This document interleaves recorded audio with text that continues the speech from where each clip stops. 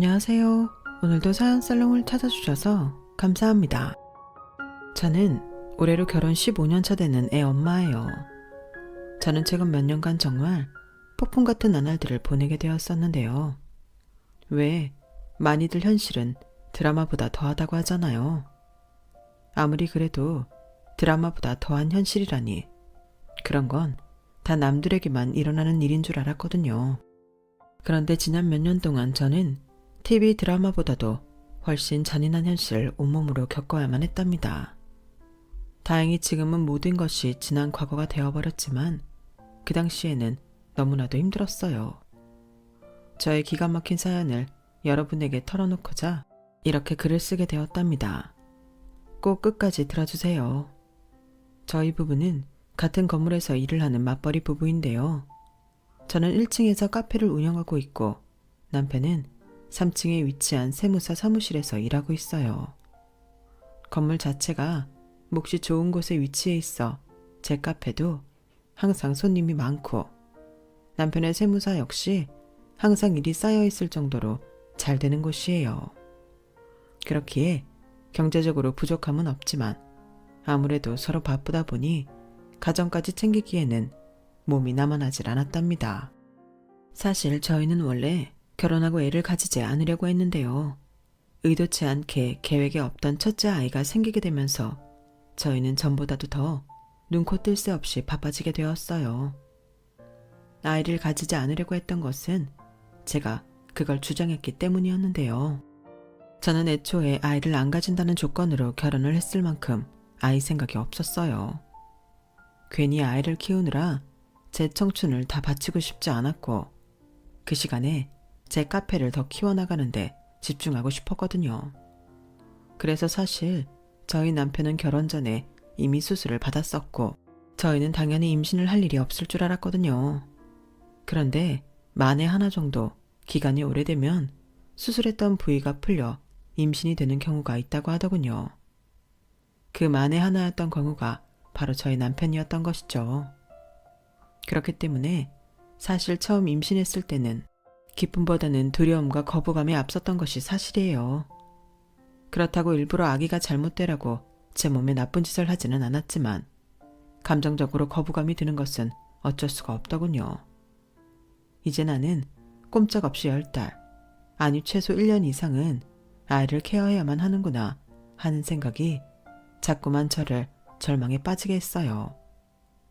남편과 시어머니는 제가 티를 내지 않아도 그런 제 마음을 다 알고 저를 위로해 주셨죠. 그래도 당신 닮아 예쁜 아이가 나올 것 같아. 아들이든 딸이든 외모 하나는 빼어날 거야.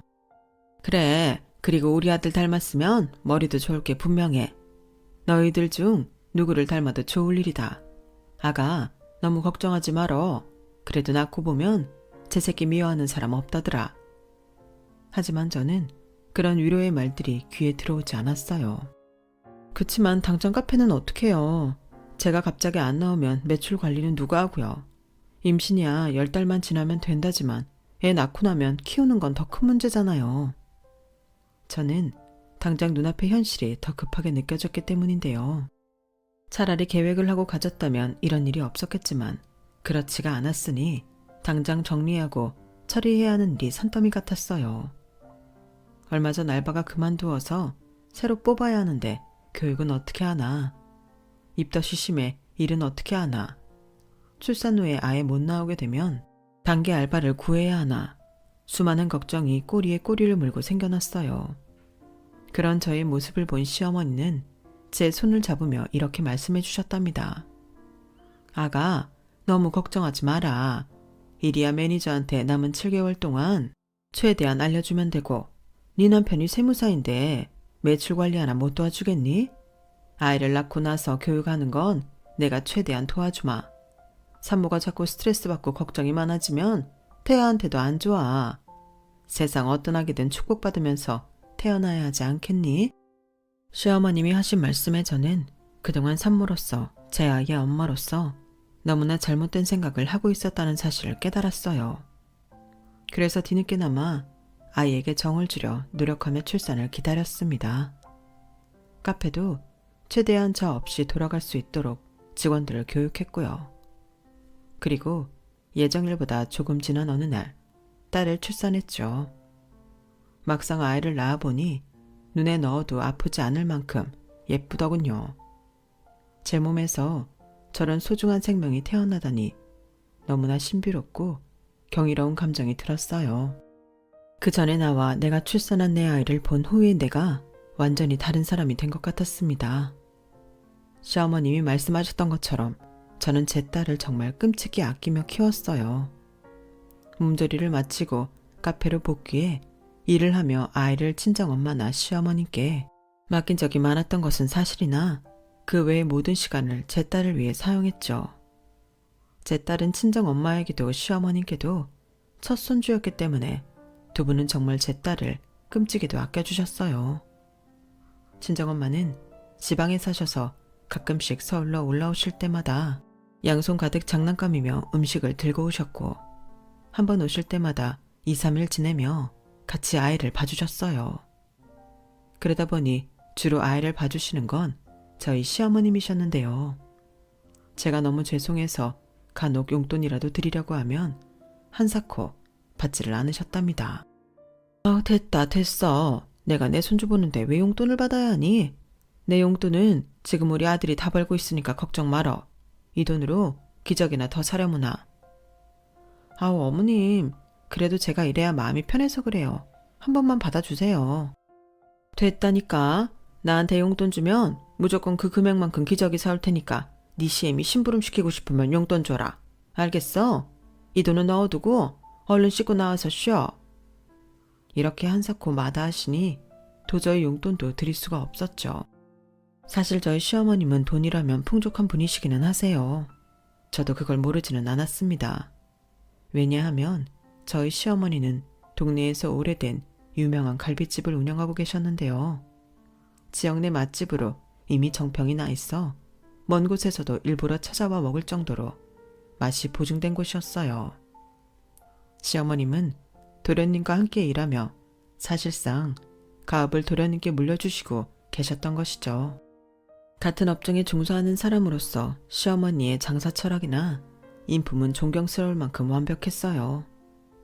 사실 일은 잘하시더라도 가족들한테는 그만큼 잘 못하거나 요리에는 빠삭한데 인간관계에서는 서툰 사람들이 많잖아요. 그 균형을 맞추는 일이 사실 굉장히 어려운 일이기도 하고요. 그런데 저희 시어머님은 가족들을 대하실 때도 마음이 굉장히 크신 분이었고 장사를 할 때도 마찬가지였어요. 음식의 양도 많고 질도 좋은 데다가 직원들도 친절하기로 35년간 동네에서 소문이 자자했으니 말 다 했죠. 또 시어머님은 친절한 단골 손님들에게는 한없이 친절하셨고 그 반대의 경우에는 굉장히 엄하셨어요. 그 옛날 여자 혼자서 식당을 운영하다 보면 온갖 진상들이 끊이지 않았다고 해요. 손님들뿐만 아니라 직원들 역시 마찬가지였죠. 더구나 지방 출신이었던 시어머님이 사투리 억양이 남아있으셔서 밑도 끝도 없이 얕보는 사람들도 있었다더군요. 그러다 보니 시어머님은 진상 고객이나 일을 허투루 하는 직원들에게는 버럭 화를 내시기도 하고 칼같이 선을 긋는 등 강단이 있으신 분이셨어요. 남편과 도련님이 어렸을 때 엄마한테 혼나면 눈물을 쏙 뺐다고 농담하는 걸 보면 상당하셨던 것 같습니다. 엄마가 저렇게 왜소해 보이시죠? 한번 화내시면 온 집안이 쩌렁쩌렁 울렸어요. 성민이 너 이리 와! 거실에서 한번 이렇게 외치면 아무리 제가 엄마보다 키가 커도 오금이 저렸다니까요. 식당에서 일할 때도 장난 아니에요. 반찬만 조금 못나게 담아도 바로 불호령이에요. 잘하는 직원들한테는 가정사까지 전부 챙겨주실 정도로 다정하시지만 조금이라도 실수하면 바로 혼나는 거죠. 도련님 그동안 고생 많으셨네요. 그런데 사장님으로서 너무 완벽한 거 아니에요? 형수님이야. 엄마가 마냥 예뻐하니까 그렇죠. 하지만 저는 오히려 그런 부분도 멋있어 보였답니다. 저 역시 카페를 운영하다 보면 진상 손님이 꼬일 수밖에 없고 모든 직원들이 착하기만 한 것은 아니었으니까요. 그런 부분에서 시어머님의 노하우가 그저 멋있어 보이기만 했어요. 남들은 저에게 아이를 가지지 않는데도 시어머님과 친하게 지내는 비결이 뭐냐며 궁금해했는데 저희는 만나면 일 얘기를 정말 많이 했거든요. 저와 시어머님은 항상 수다가 끊이질 않았는데 그로 인해 저는 시어머님께 사업적으로 많은 팁을 얻고 고민 상담까지 할 수 있었답니다. 그런 시어머니께서 저희 딸의 육아를 도와주시니 한없이 감사했죠.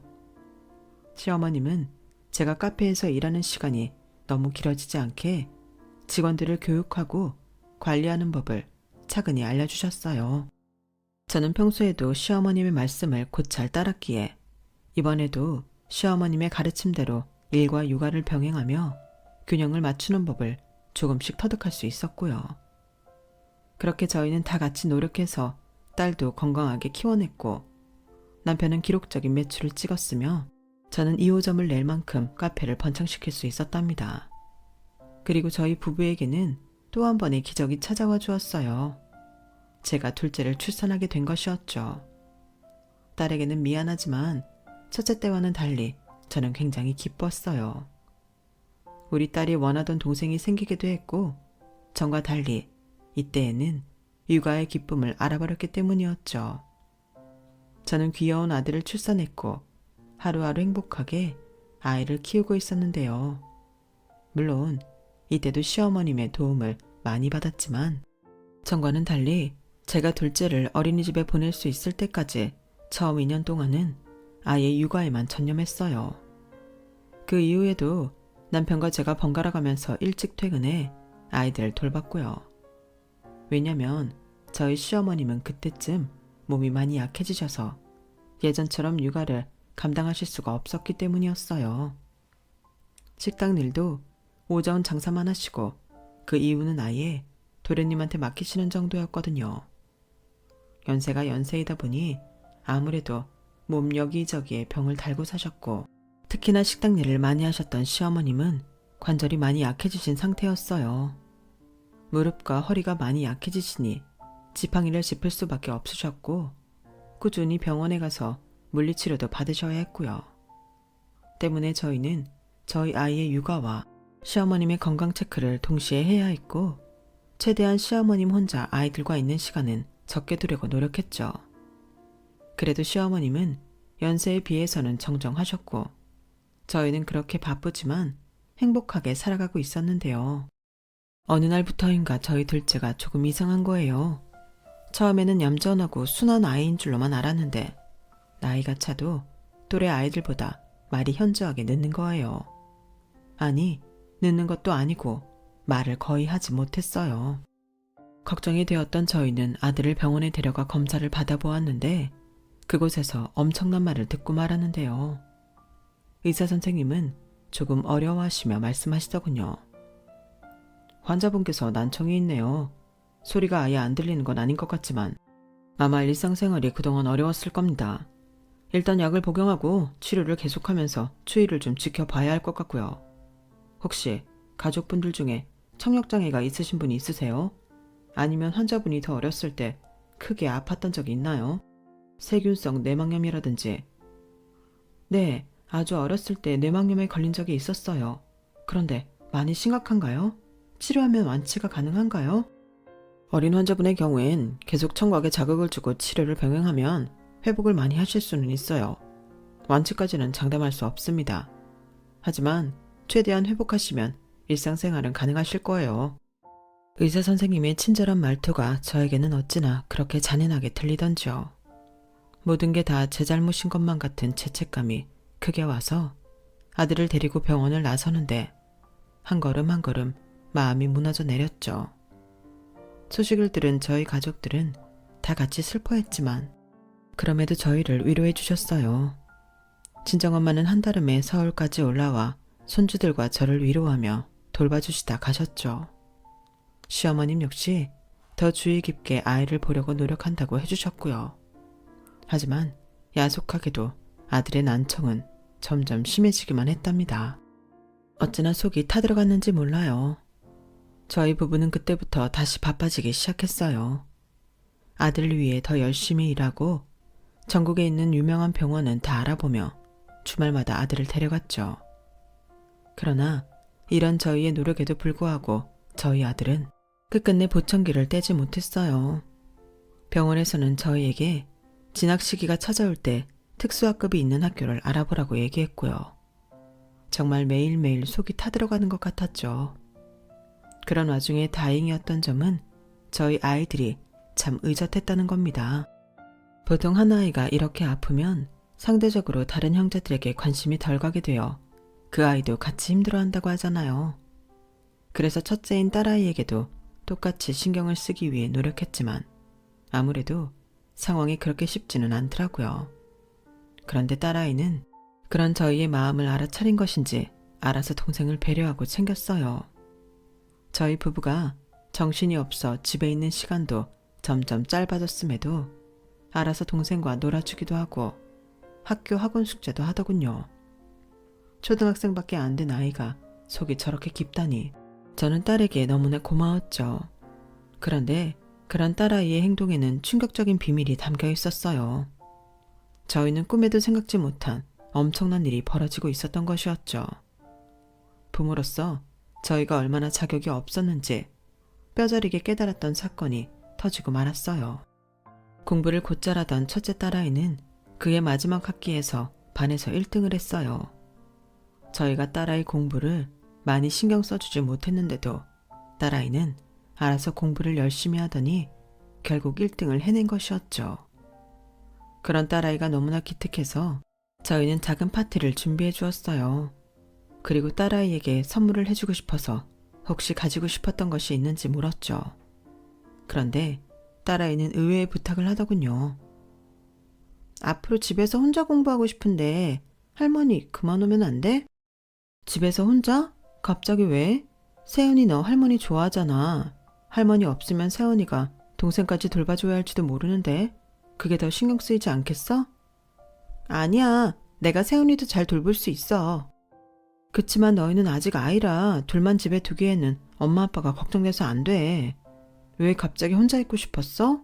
혹시 엄마 아빠 없을 때 세훈이가 너무 많이 놀아달라고 해? 그냥 아니야. 저희 딸은 말끝을 흐리며 선물로는 장난감 핸드폰을 사달라고만 했어요. 저희는 딸아이가 원하는 걸 선물로 사줬죠. 뭔가 반응이 석연찮았지만 계속 물어도 답이 없으니 저희도 그냥 넘어갔죠. 그런데 딸아이는 거기서 그치지 않고 또 한 번 저희 부부에게 부탁을 했어요. 학기가 거의 끝나고 방학을 앞두고 있던 딸아이는 저희에게 방학 동안은 학원에 가고 싶지 않다고 했습니다. 엄마, 아빠, 나 학원 안 가도 돼. 집에서 공부하는 게 더 잘 되고 그리고 세훈이도 돌봐줄 수 있어. 그게 더 좋은 것 같아. 세훈이 친구들이랑 같이 다니려고 학원 다닌다고 한 거 아니었어? 왜? 세훈이랑 하랑이가 이제 그 학원 안 다닌대? 그건 아닌데 걔네는 학교에서 보면 돼. 학원은 안 갈래. 학원 안 가도 공부 잘할 수 있어, 엄마. 알지. 우리 딸 혼자서도 척척 잘하는 거. 그런데 왜 갑자기 그런 생각이 들었는지 엄마 아빠가 궁금해서 그래. 저번에도 그렇고. 혹시 세훈이 때문에 그런 거라면 세훈이는 할머니가 잘 돌봐주시니까 걱정 안 해도 돼. 세훈이가 많이 도와줘서 너무 고마운데 세훈이는 세훈이 하고 싶은 거 먼저 생각하자.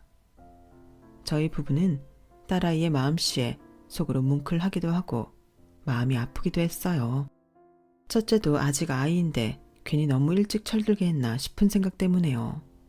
하지만 딸아이의 다음 말들은 엄청난 반전이 있었죠. 아니야. 할머니가 잘 돌봐주시는 거 아니야. 요즘 할머니가 이상해. 자꾸 소리 지르고 욕해. 뭐라고? 세훈아, 그게 무슨 말이야? 할머니가? 응, 그리고 자꾸 물건들을 집어 던져. 저번에는 내 필통을 집어 던져서 이거 깨졌어. 실제로 플라스틱으로 되어 있던 딸아이의 필통 모서리가 금이 가 있더군요.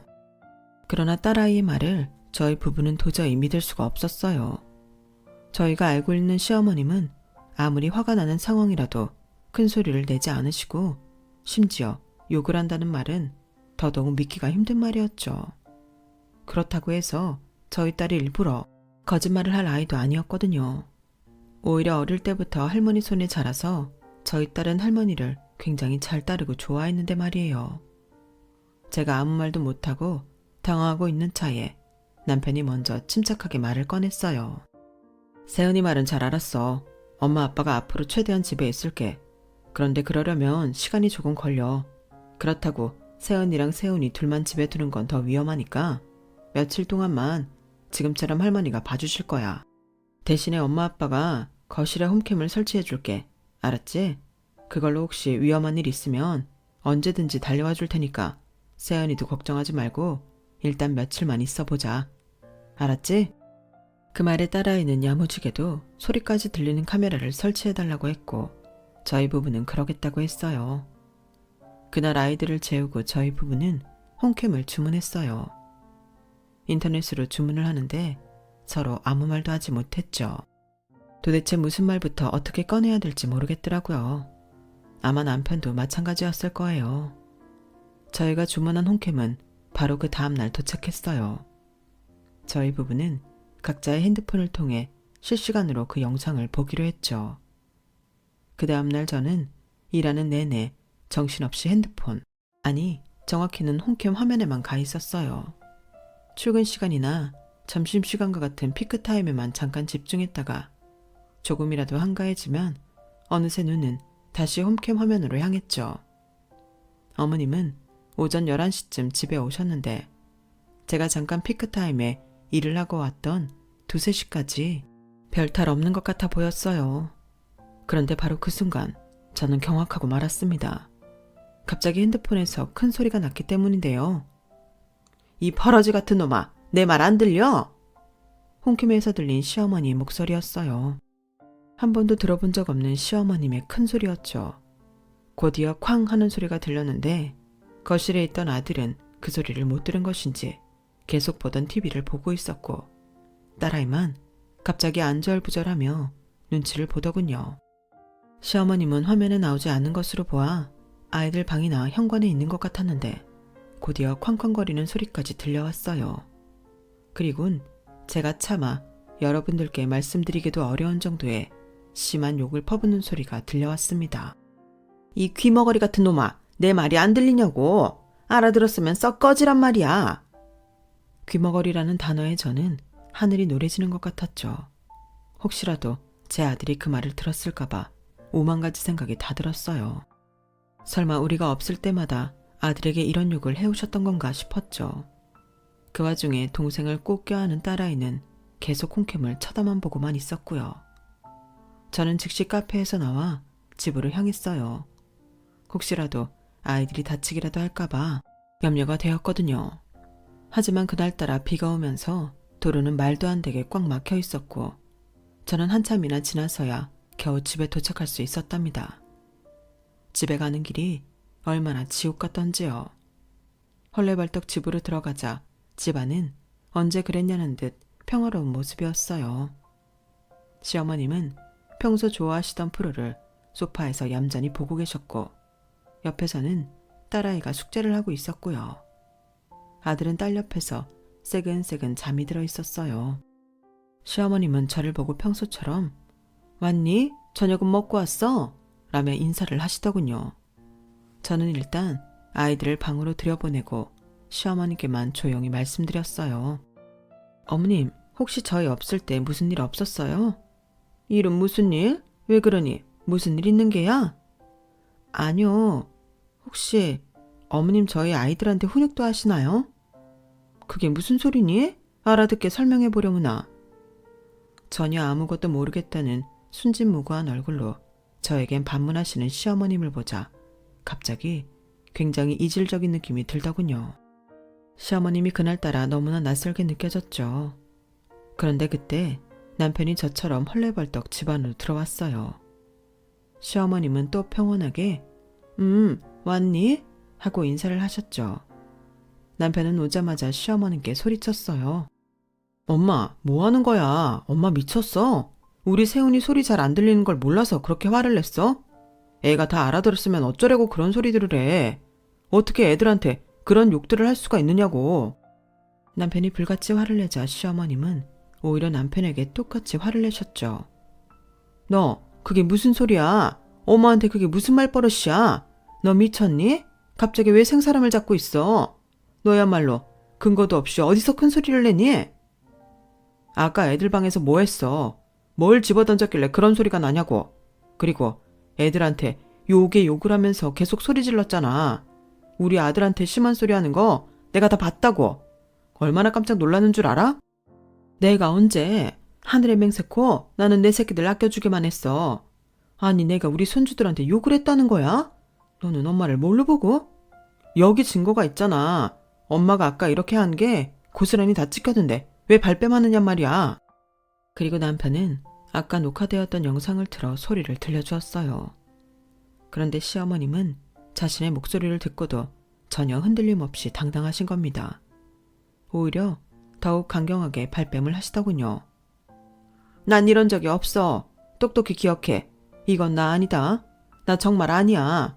누군가가 날 모함하려는 것 같다. 나는 이런 적이 없어. 이게 엄마 목소리가 아니면 누구 목소리냐고. 증거 영상을 눈앞에서 틀어줘도 막무가내로 아니라고 우기기만 하시니 저희 부부는 황당하기도 했고 말문이 턱 막히기도 했어요.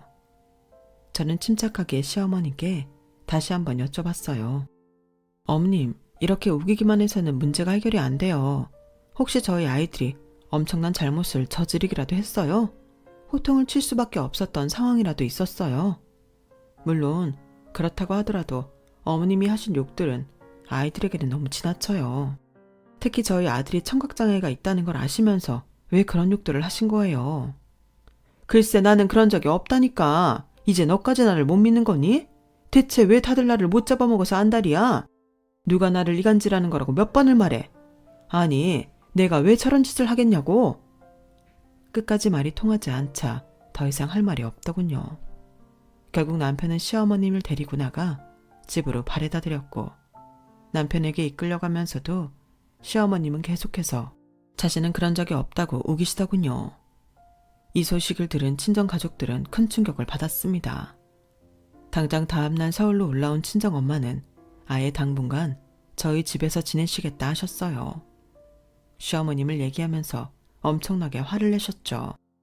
일단 최서방이 잘 대처했으니 내가 더 사돈 게 뭐라고 하지는 않으마.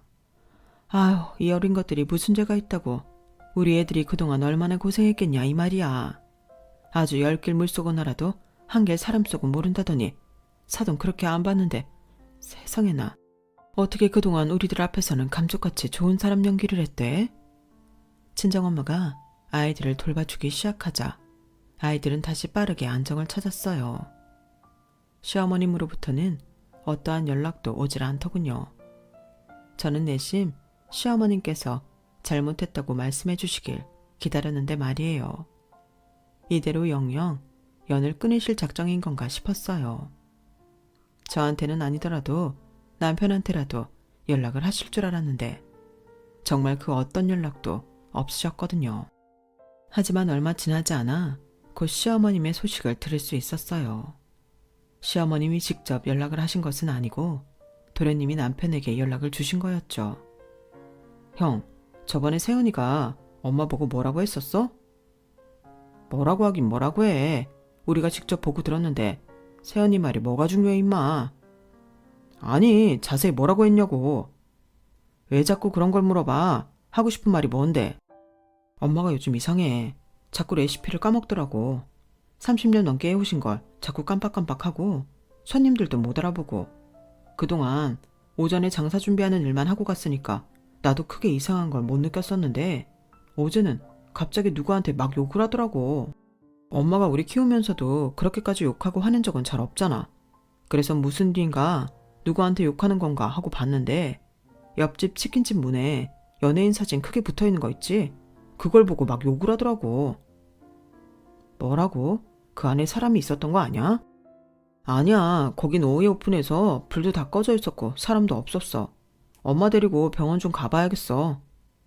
전화 내용을 옆에서 듣고 있던 저도 심장이 쿵 떨어지는 듯 했습니다. 저희는 바로 다음날 일을 빼고 시어머님을 모시고 병원에 갔어요. 고작 몇 주 만에 뵙는 시어머님이셨지만 예전보다도 훨씬 나이가 든 모습이셨어요.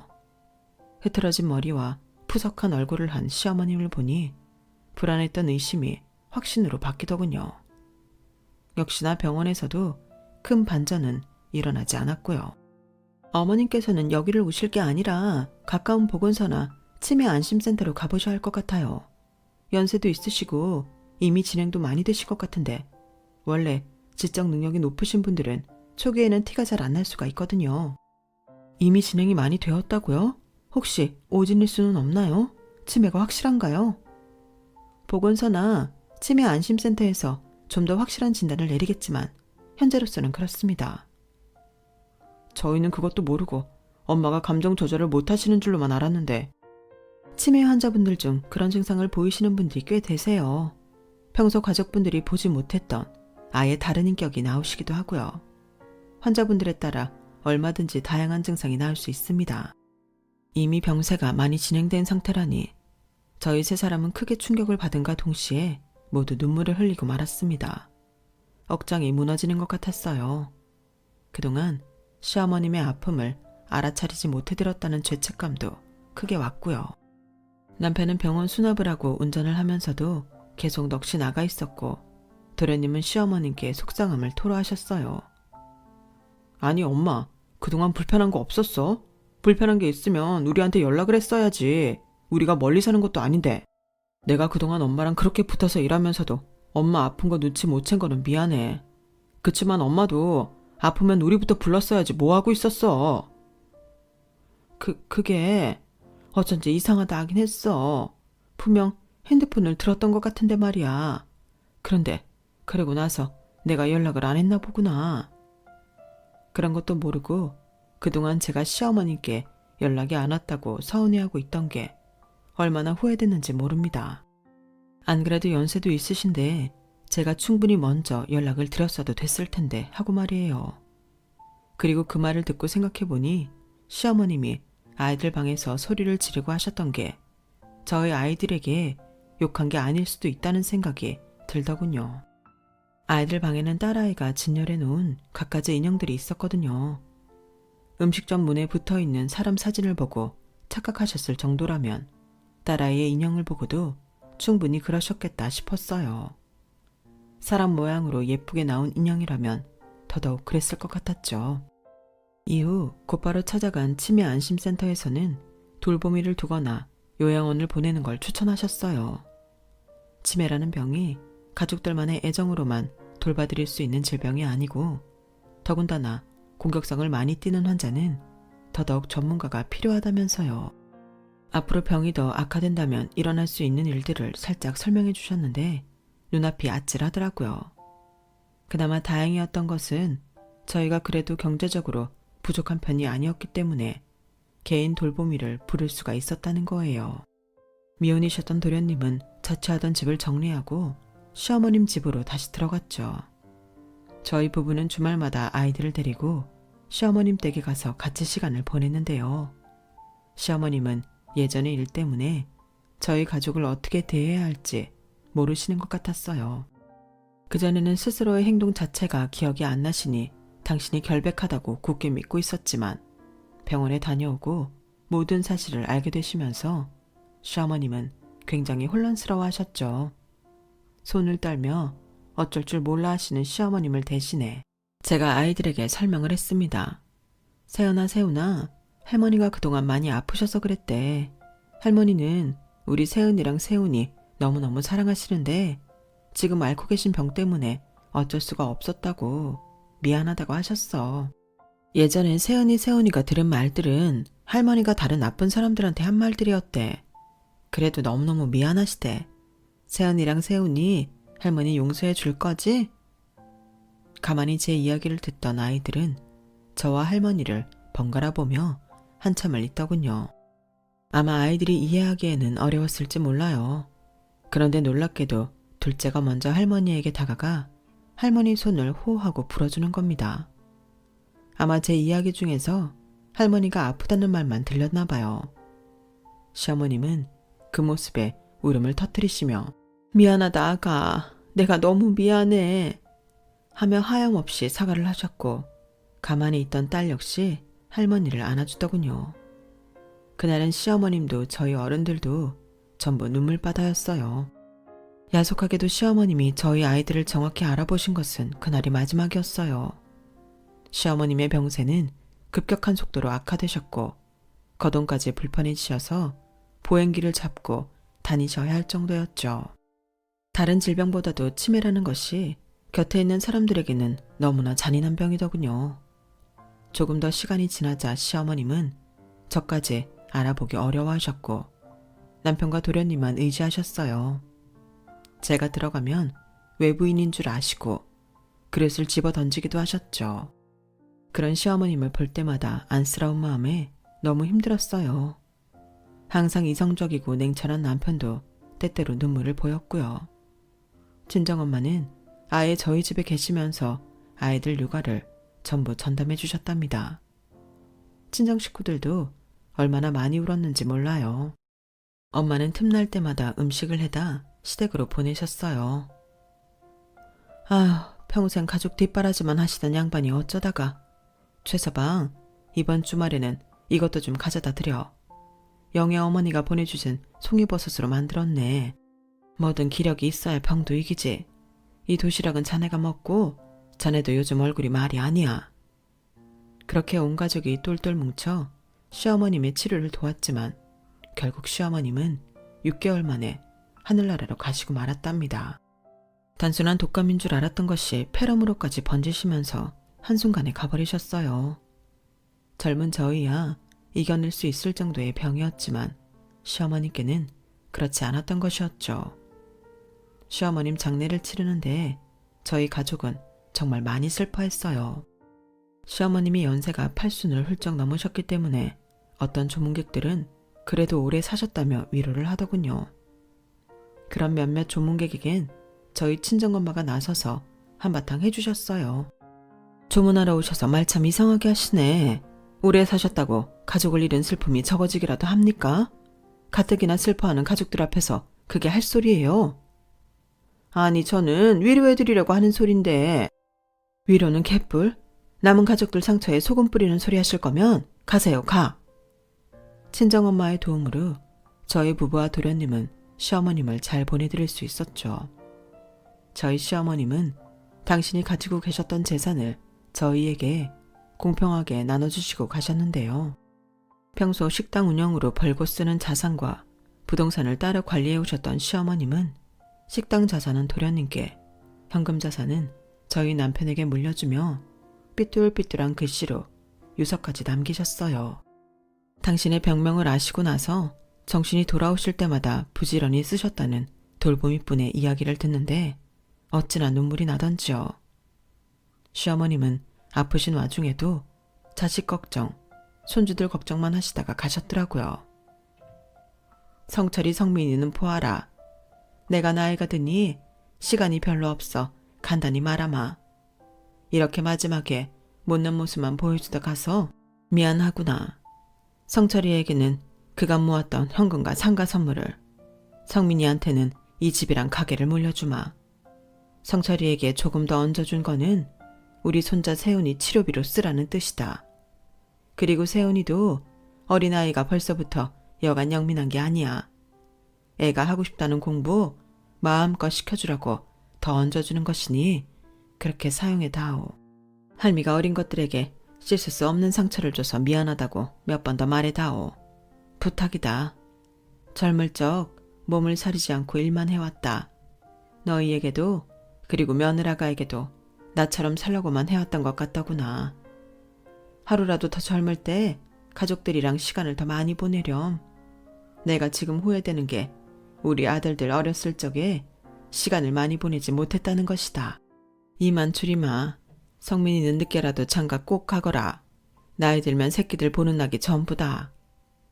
평생 자신을 위해서는 한 푼 쓰시는 것도 아끼시던 저희 시어머님은 마지막 가시는 길까지 자식들 걱정만 하신 거였죠. 그런 시어머님이 꾹꾹 눌러 쓰신 글씨를 보고 남은 가족들은 또다시 눈물바다가 될 수밖에 없었답니다.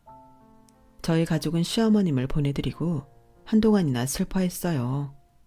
그리고 그 이후부터는 시어머님의 가르침대로 전보다 더 가족들을 많이 챙기기 위해 노력하며 살았죠.